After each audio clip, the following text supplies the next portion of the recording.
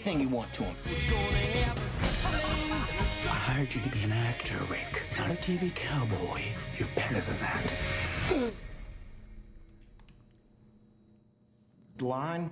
Once Upon a Time in Hollywood is the newest Tarantino movie, his 9th, sort of 10th movie, depending on how you look at his filmography.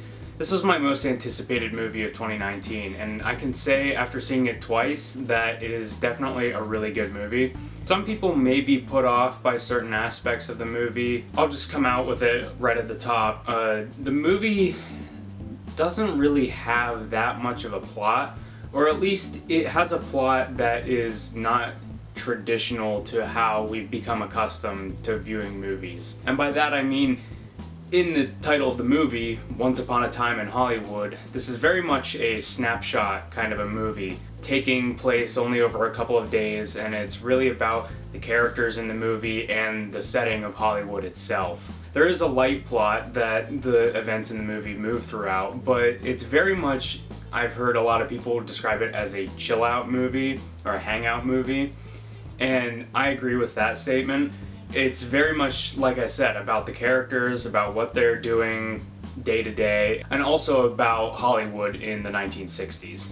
And talking about the 1960s, boy, the production design in this movie, second to none. It is incredible. It's incredible to see how they transformed Hollywood back into the 60s. I mean, it really is like that. The attention to detail, posters in the windows, the signage, the neon lights, cars, the streets, the clothes, everything.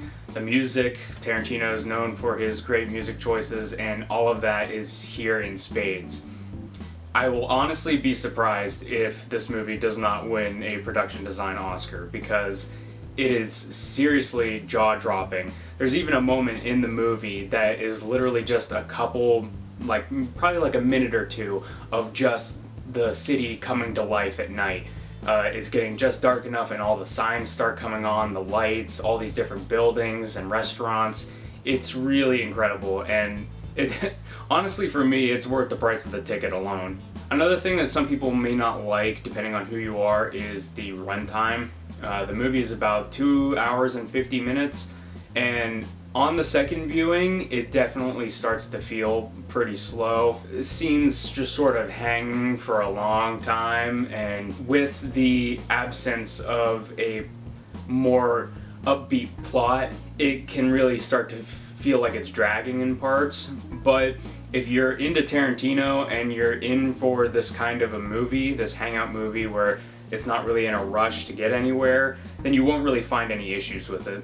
In terms of Tarantino's other movies, I definitely put this in the same sort of stratosphere as his newer work. This movie's definitely further away from the Pulp Fiction, Reservoir Dogs, Kill Bill style movies, and it finds its home more along the lines of Django Unchained, Hateful Eight, and Inglourious Basterds. It's not Tarantino's best movie. Personally, I'm a big fan of Django Unchained and Jackie Brown and Hateful Eight and Inglourious Basterds, those movies.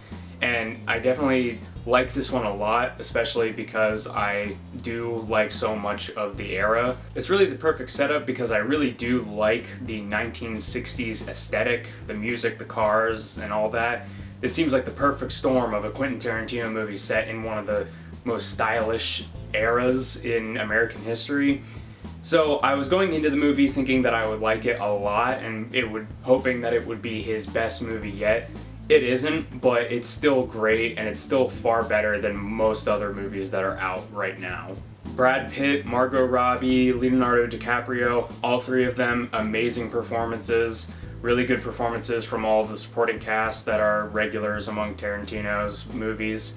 And overall, I think that is the best part of this movie. There's a lot of comedy and jokes that come from the dynamic between Leonardo DiCaprio and Brad Pitt, and I think that they definitely are giving some of the greatest performances in this movie and of other movies that they've been in the last couple of years. Also, I'm a big fan, like I said, of the 1960s aesthetic, and I really like how they show a lot of different scenes of Leo acting as Rick Dalton in these fake movies, or in some instances real movies where they add him in.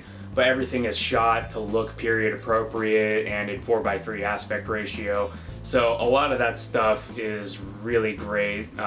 There's moments where they show posters that are drawn to evoke that 1960s style, and overall this movie's just really stylish, and it has this sort of air that it's flaunting, like, yes, this is how Hollywood was in the 60s, and it's really incredible that they were able to capture this moment in time and recreate it. So yeah, I say definitely go and see Once Upon a Time in Hollywood in the theater. Don't wait for this to be on Blu-ray or on DVD or anything like that streaming. I would say you need to go see it on the big screen to really appreciate everything. And to be honest, people should probably go and see these movies. I'm not gonna be a stickler and tell you that you shouldn't like this or you should like this, but I will say when Lion King is a huge movie right now that came out about 2 decades ago or whenever, support some more unique movies, and this is a really unique and really good movie. If you go in with your expectations in check, then you will have a really enjoyable time, and it's definitely going to be a very popular movie to discuss for a long time.